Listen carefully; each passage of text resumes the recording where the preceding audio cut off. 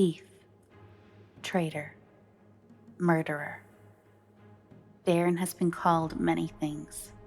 Most of them are true. The woods were his haven from their hatred. And then came Iris. The sadness in her eyes compelled him to join her quest. Now, Iris's screams haunt his dreams. Darren plunges ahead to free her from Yanser's clutches.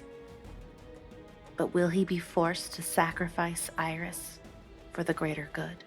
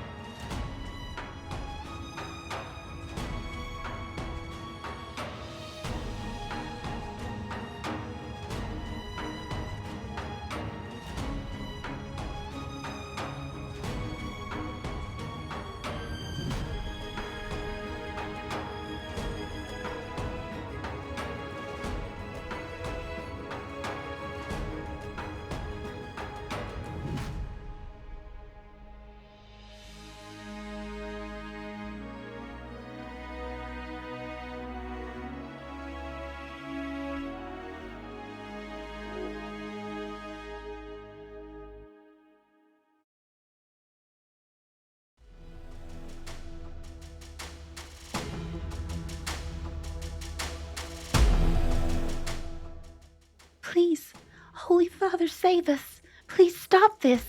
Iris Stratton inwardly screamed to her creator as she tore through her town of Thronesboro.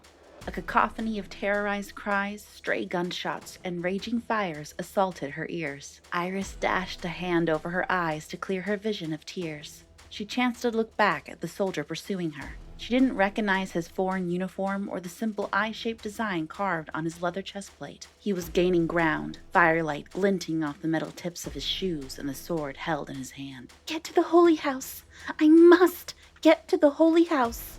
Iris didn't know why, but she just knew her only safety was in that blessed place of worship at the town center. The closer she wove toward it, the more buildings were engulfed in flames. Holy Father, where are you? Iris screeched in terrified anger, passing by numerous fallen victims who had once been dear friends. Rounding a turn, the Holy House came into view. The large, simplistic wooden structure had yet to be touched by the fire, but the surrounding blaze of the burning buildings would quickly change that. Iris slid to a stop, realizing the absurdity of her plan. She'd be trapped if she went in. She whipped her head back at the angry, frustrated yell of her assailant as he closed in on her. Go! Inside! The thoughts pushed her feet into action. Iris thrust herself through the front door. Hide! You need to hide! The Holy House consisted of one large meeting space with wooden benches placed in an amphitheater structure carved along the walls. The center of the room was left bare to make room for the worship dancers and each night's speaker. Iris ran to the far end of the building. Spying a small gap between the benches and the wall, she worked her way in between and underneath them. Smoke had already begun to pour in as the roof crackled with newly caught flames. The front door to the Holy House flung open once more as her terrorizer angrily stomped through. Smoke created a thick wall of haze, forcing him to walk slowly as he searched for Iris. Iris peeked through the small slats between the benches as the man inched forward toward her with his sword drawn. Squeezing her eyes shut and curling up on the floor under the tight gap, Iris prayed desperately. I don't want to die. Please, Holy Father, do something. The wooden structure groaned loudly and cracked as the flame-eaten ceiling began to collapse. A scream rang out, but was swiftly silenced as more burning timber came crashing down. Iris shuddered as dust and smoke swirled around her. Peeking out once more, the soldier lay prone. A timber pierced through his chest. At least he went quickly. If only she could be gifted with such a fate. The door was blocked. Iris didn't think she could even escape from her wedged hiding place. Struggling to breathe, she coughed violently as her lungs fought for clean air. At least, Iris thought with morbid consolation, at least I'll be joining my family soon. Holy Father, please just don't let it hurt. Darkness edged in around Iris's vision as the Holy House collapsed around her. Iris, I need you to watch Lori and Jacob today. Dan and I have to go to the market. Julie called out from the back bedroom. Iris sat on the wooden floorboards of the main room. She looked up from the game she had been playing with Lori and Jacob and laughed. Sure, no problem. I promise not to beat them too hard when they misbehave. Iris teased, ruffling her niece and nephew's blonde hair in turn. Her sister returned to the main room, smiled, and knelt down to give her kids a hug. Now you two listen to your auntie. She's in charge while we're gone, so whatever she says goes. The 6- and 4-year-old nodded happily and hugged their mom back, then hugged their dad who stood next to his wife. Love you, kiddos. He smiled, breathing in their essence. Each parent then took a turn hugging Iris before they left. They turned away and then vanished. Julie? Iris called. Her stomach sank in dread. Julie! Julie! Julie. The whispered name escaped as consciousness tugged her awake. Memories flooded in with horrific imagery from the night before. A tear slipped through her eyelashes. My family. My home. Is everything really gone? How am I alive? Where am I? Prying open her violet blue eyes, light floated in small streams around her. Debris from the fire covered her, and the smell of charred timber permeated her skin. A ragged cough irritated her already raw throat. Could she move? Shifting positions, she slowly tested the weight of the rebel on top of her. It gave way easily. Fear flitted through her heart. Is it even safe to leave? Pushing her long reddish-brown hair out of her face as best as she could, Iris peered out, making sure she was alone. As far as she could see, she was.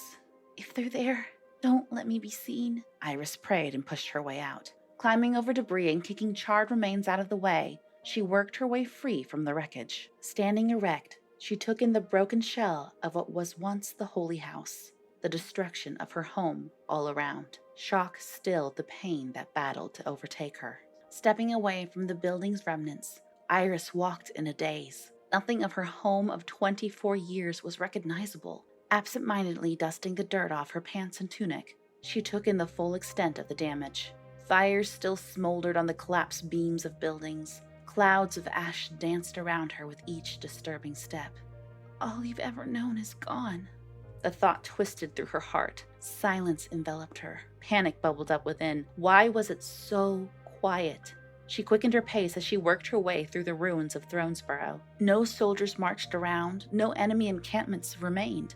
Their slaughterers had vanished as quickly as they came. Was there no one left? I'm alone. I can't be alone. It can't just be me. It can't. A terror and anguish unlike she had ever known seeped into Iris's heart and mind. The fear that had initially closed off her voice shifted to a need for sound. Hello? Iris called out to the ruins. Hello? Anyone? Hello? Staggering around debris, she cried. Please, can anyone hear me? All caution about the possible danger of remaining enemies evaporated as her desperation to see one more living soul possessed her. The weight of the answering silence pressed in, deadening her legs and numbing her thoughts. A dark hole opened up inside her. Iris stopped her search and fell to her knees on the ground. Everyone was gone. Only the smallest flicker of hope kept her heart beating. Maybe some of her townspeople had escaped. Perhaps they fled into the surrounding woods. Iris remained on her knees until her legs began to ache. She had to leave this place as quickly as possible. If she didn't leave now, she might never be able to. She had to move on. Already, Iris felt as if it were closing in on her. Still, she had one thing left to do. She needed to find her family and bury them. The thought of seeing their lifeless forms terrified her. But they deserved a proper burial. Wandering around the town, clambering over broken items, she searched. Her confusion mounted. She couldn't find any bodies. What had they done? Did they even go as far as robbing her of a resting place to give her family, her townspeople? Maybe they had already buried them. The idea of a mass grave somewhere curled her stomach. What a hideous and disgraceful thought. One of these days, she'd somehow make this right. Her gentle town, her family deserved that. Finally surrendering to this defeat, Iris stopped and looked down the main street of her village. Nothing left to do here. Ripping her heart from the ties of her home, she stumbled to the entrance of the town, where she finally reached the road. It split off in two directions. To the right, tracks and ruts laced the road, the trail left behind by this phantom army. To the left, the path was smooth and peaceful, beckoning as a way to safety. The towns and the villages along the path to the right were in danger, and she alone could surely move faster than an army, giving her time to warn them. And yet, if some of her people had survived, they had possibly fled to the towns on the left. She had witnessed the death of her parents and brother-in-law, but she wasn't certain of the fate of the others, her sister or niece and nephew. She might yet be able to reunite with them. Taking a deep breath, she stared at the decision before her. Iris turned right. Swaying back and forth in the cramped wagon prison, the tangible hopelessness hung in the air. Children sat in a large wooden cart with metal bars around the sides and ceiling. The old tarp tied around it all kept them from looking out and prevented any prying eyes from looking in. Jody's eyes roved over each silent, terrified face around him. Roughly 40 of them were crammed together, sitting on one another's laps, scrunched up as small as they could get, ranging in age from 2 to no more than 13. Anyone outside that age group had been slaughtered back in the village. The weight of being the eldest in the group carried such responsibility. He needed to protect these kids, but how could he do that when he was only a child himself? Tears of frustration stung at the corners of his eyes. If only his big brother Sigmund were here. He'd know what to do, how to help, how to get out. They needed help. They needed the heroes from the ancient sacred texts. He thought of how Sigmund had told him the stories about those champions each night before bed. Those men and women, some of them even Jody's own age, had faced horrors such as Thornsborough experienced last night. Yet in the end, through the Holy Father, they always defeated their enemy. No matter how horrible the situation becomes, you must always hold on to hope. Sigmund's words bounced around in Jody's mind. But how could anyone find hope in the midst of so much despair and fear? Jody looked around once more, his eyes settling on the main field's little boy. An idea struck him. Jacob, sing with me? The 4-year-old Jacob hid behind the dirty blonde hair that hung down in his eyes. He sniffled and looked at his feet, his head lolling lazily side to side, rocking with the movement of the cart. He wiped his nose on his sleeve but remained silent. Lori, Jacob's 6-year-old sister, scooched closer to him and wrapped her arms around him. He leaned into her. Jody shifted his attention to her. Lori, will you sing with me? Frightened, deep blue eyes looked up through wisps of pale blonde hair at the older boy sitting in the opposite corner of their crowded little prison. She held on to her brother more tightly, but nodded her head. Softly they began a verse from an old hymn often sung at the town's nightly worship meetings. The path may be long and hard, but I will carry on. My goal may seem so far away, but I will carry on. I do not walk this road alone. He walks beside me as I go. His grace and aid make me strong. I will carry on. Slowly, the rest of the children's fragile voices joined in. Soon the kids in the second cart riding beside them began to sing along. The atmosphere around them began to change as courage rose up within them once more. Thwack! An iron rod came down violently on the side of their wagon from a soldier walking next to them. The younger ones screamed at the sudden sound and huddled closer to the floor. Shut up in there! Next sound I hear from any of you will be your last! They all looked nervously at each other, some trying to keep the others from crying. Once again, quiet settled over the little group, interrupted by sniffles and an occasional hushed sob. A small voice fearfully reached out in the silence. Jody, she whispered, are we going to die? Hush, Lori. Keep quiet. Everything will be okay. Jody prayed to Holy Father that he was telling Lori the truth. Sweat trickled along Iris's brow and neck, causing her long hair to cling uncomfortably to her. The dry red dirt of the road dusted a new shade over her clothing and skin, mixing with the gray ash layer. As she navigated around the ruts in the road, she fought the chaos of thoughts that threatened to consume her. Tears escaped now and again. Shaking her head and breathing deeply, Iris shoved the emotions back down, refusing to let herself crumble in the wake of all the devastation. Don't you dare break down, girl. You won't make it if you do, Iris chided herself. The task ahead, that's what I must focus on. Please be safe, Gerlings. A shudder of fear rippled through her at the thought of Thronesboro's sister village, Jerlinx. The two places had supported each other for many seasons, sharing in celebrations and carrying each other through trials and tragedies. Faces of friends, of her cousins, her aunts and uncles floated past Iris's mind's eye. Please, please be safe. The desire to pray tugged at her heart, but anger quickly strangled it. The Holy Father hadn't done anything for Thronesboro. Why would she think he would step in for Jerlinx instead? War raged inside between a longing to cry out to the Holy Father and hurting far too deep to even try. Iris's steps slowed to a stop as tears welled up in her eyes. You left me.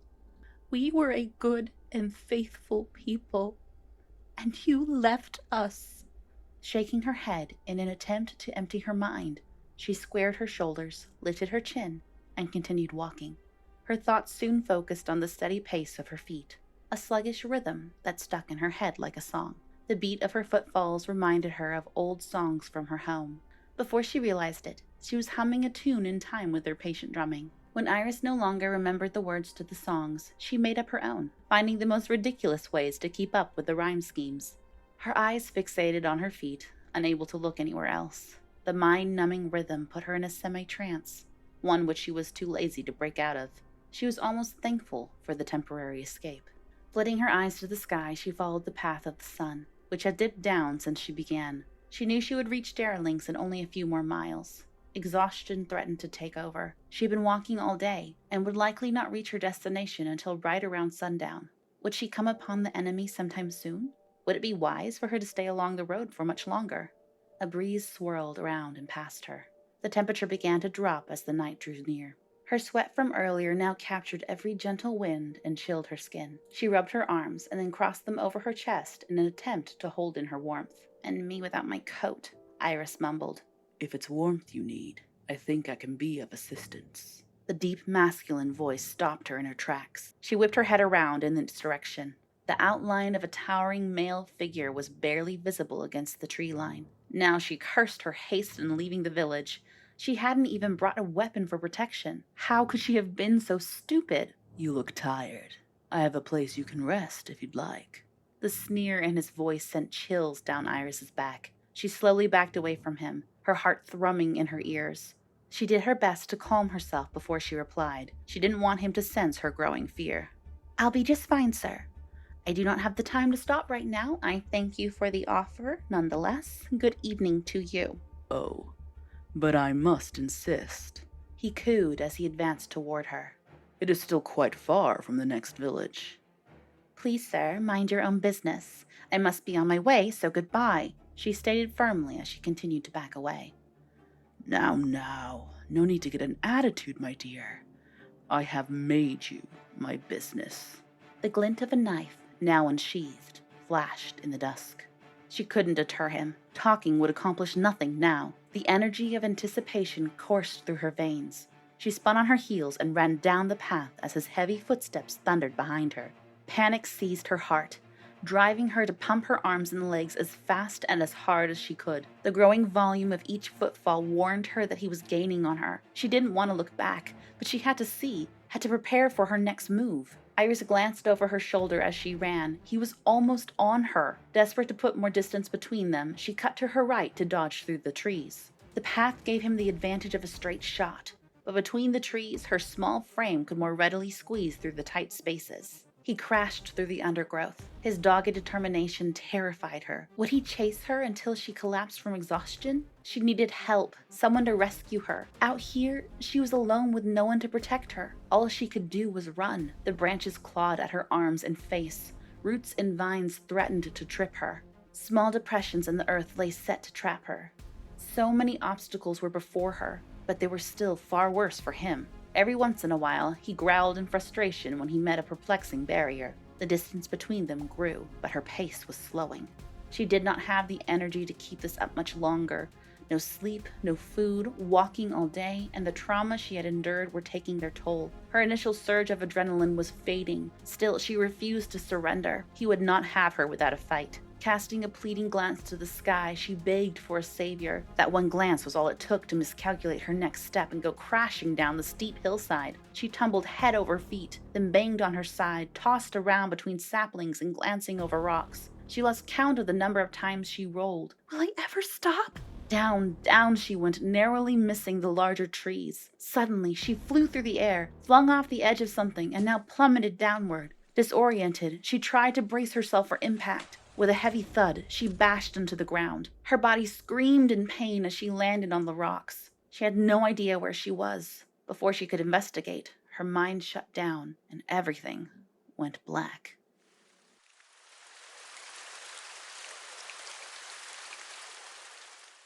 Auntie Iris, why is the sky sad? Lori asked as she looked out the window of her grandparents' home. What? Iris laughed at her niece's question as she played with the small girl's soft hair. The sky. It's sad. Jody says that when water comes down, that it's crying. Why is it sad?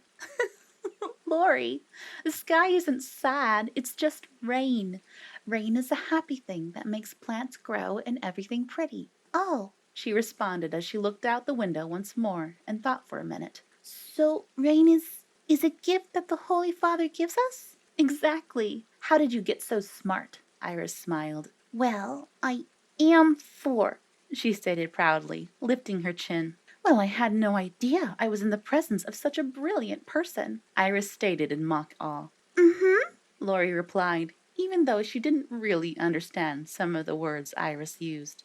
Oh, come here, you! Iris laughed and scooped Lori into her arms, tickling her. Lori squealed with delight as they both giggled gleefully. The laughter rang in her ears as Iris slowly opened her eyes. In the brief moment before her vision adjusted to the new light, she expected to see her little niece leaning over her. Her mind slowly returned to the present, and she focused on the sound. She had mistaken the trilling song of a small bird perched nearby for a child's laugh. Slowly tilting her head to the side, she got a better view of the creature, a tiny brown thing. As her eyes focused, Iris put together the pieces of the last few moments. What exactly had she fallen into? Still sore from her fall, she remained lying down as she moved only her eyes and sometimes her head to take in her surroundings. She was in some kind of deep rocky pit or hole, medium-sized in both width and length. She could make out plant life circling the upper rim with a few vines creeping down the sides, none of them near long enough to reach down to her level on the floor. She had really taken quite the fall. I wonder if anything is broken, she mumbled aloud. Flexing her fingers and toes, she knew she was at least not paralyzed. She gingerly sat up. Pain radiated through her body from the abrupt landing, but that was to be expected. As far as she could tell, all she had managed were some nasty bruises, and to tear her clothing. There was also the matter of the splitting headache that pounded with a vengeance once she stood. Placing a hand on the back of her head, she checked for any signs of bleeding. She alternated her hand between her head and her eyes, checking her sight. She was finally satisfied that she had not split open her head. How I managed that, I'll never know, she muttered in amazement. Taking a step toward the rock wall, a sudden pain surged up her left leg. Hopping on her right leg for a few steps, she leaned against the side. Inspecting her leg further, she looked at her ankle, now swollen and throbbing. But she was pretty sure that it was only sprained. She sighed and hung her head for a second as she contemplated the seriousness of this new obstacle. Her injury would make climbing out of this hole even more difficult. Recalling the brute that had gotten her into this mess, Iris paused for a good while to listen to the sounds around her. Satisfied by the prolonged lack of human noises, she refocused on her escape from the pit. Studying each side, she examined the area for the place that allowed the easiest ascent. Not too far from her was a section where the roots of the trees grew farther down the sides, but they still did not quite reach her level. Even so, those roots were probably her best bet. Using the wall as a crutch, she limped over to the spot. She searched for footholds and mentally planned out her moves. She hadn't done any climbing in a long time, but maybe all those years playing in the trees would help her now. Shaking her head and smirking sarcastically, she stated aloud, "This will be fun." She took a deep breath, shifted her weight to her right leg, and stretched out her arms. Grasping firmly onto the indentions in the rocks, she pulled herself up. Reaching a spot with a toe hold for her right foot, she once again shifted her weight, using her right leg to push her higher. She continued this difficult routine slowly as her left leg dangled uselessly to the side, occasionally bracing herself against the wall with her left knee. Her headache increased along with her fatigue. Sweat ran down her back as her hair stuck to her face, making her long for a pair of scissors to chop it all off. She swore that she would never grow it so long again. Left hand, right hand, pull up. Right foot, push against the knee, push higher. Pushing and pulling, her breath caught during a few heart-stopping moments when she slipped on a loose rock. Her hands were sore, and her legs were badly scraped. Only a few more inches before she could grab onto a thick, strong root and pull herself up to the top. All she had to do was stretch her left hand out a little farther. Almost there. Just push off on the tiptoes of her right foot, straining against her grip with her right hand. Reach! Just a little more. Grip slipping. Her foot slid out of the slot. Grab onto the root now! With a gasp and one final thrust, Iris clutched at the air, but her hand connected just in time. She breathed deeply, calming herself down as she clung to the root and swayed slightly side to side. Carefully, she continued her ascent, pulling herself up and over the edge. Leaves crunched and rustled on the ground as she crawled through the dirt away from the edge. When she was satisfied that she wouldn't accidentally fall back in, Iris rolled to her back and just lay there for a minute. She couldn't have moved even if she wanted to. Her heart pounded, veins pulsating. Lying still on the soft bed of leaves and staring at the top of the trees, Iris entertained the idea of sleeping right there. The smaller branches danced in the slight breeze. Since it wouldn't be wise to spend too much time in the woods, she rolled back over onto all fours and stood up. Investigating her surroundings, she let out a pleased "Aha!" when she came across the perfect walking stick. Grabbing it, she smiled and thanked the Holy Father, for this would support her as she walked with a sprained ankle. Using her right hand to shield her eyes, Iris checked the position of the sun. It was slightly higher in the sky than it had been when she had first encountered the man from last night. So that meant she must have lost an entire day by now. Well, at least he won't be anywhere around here then. She sighed with relief.